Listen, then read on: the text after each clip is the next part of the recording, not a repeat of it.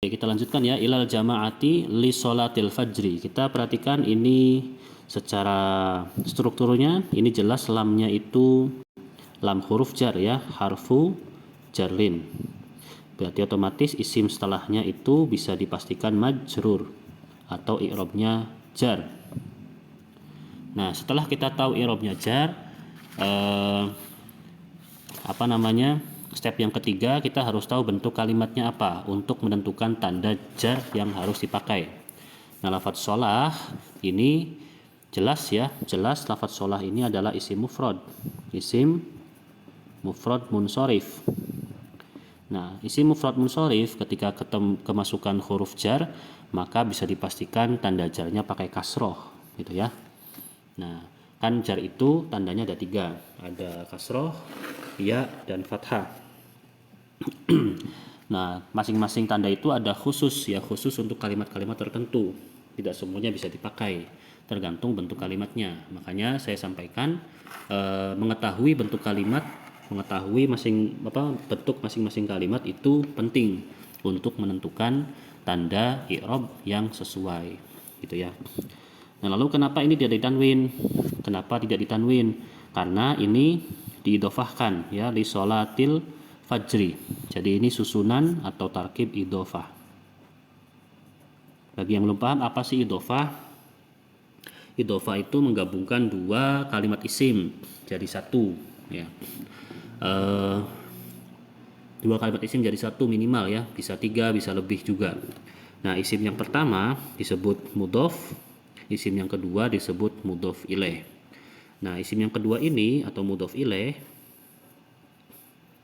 ini termasuk makhfudatil asma, makhfudot, atau isim-isim yang bisa dipastikan khofad ya, atau bisa dipastikan i'rabnya jar.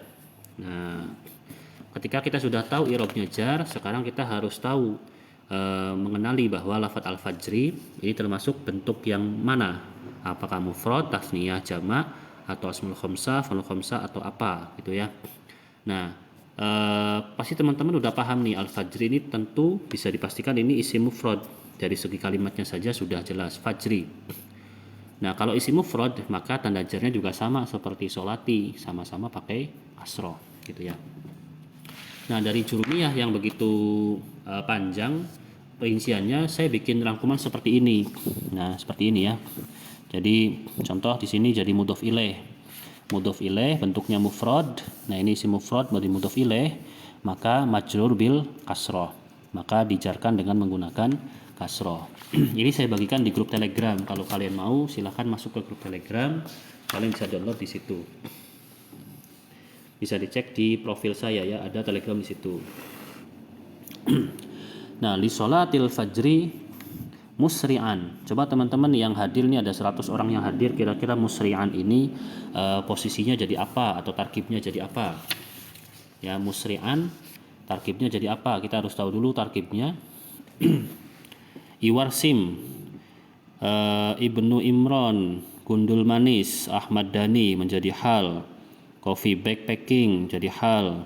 Ahmad Rosikhin, Ropik hal. Masya Allah. Teman-teman silakan yang hadir boleh kita sambil aktif ya, biar kita belajar juga. Ini teman-teman udah banyak yang tahu sebenarnya, udah pinter-pinter juga sebenarnya ya. Isim pertama tanpa alif lam, tanpa tanwin, dan isim kedua kasroh atau ngejer, itu idofah ya Ustadz. Ya, itu salah satunya.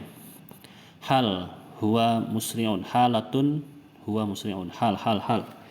Oke, siap. Oke, betul ya. Kita tahu ini adalah posisinya hal. Saya kasih tanda ha alif yang menandakan bahwa musri'an itu hal. Nah, selanjutnya, terima kasih Kiai Haji Al-Manduri. Selanjutnya kita harus tahu nih, hal itu i'rabnya apa? Termasuk mansubatil asma, marfu'atil asma, atau makhfudatil asma.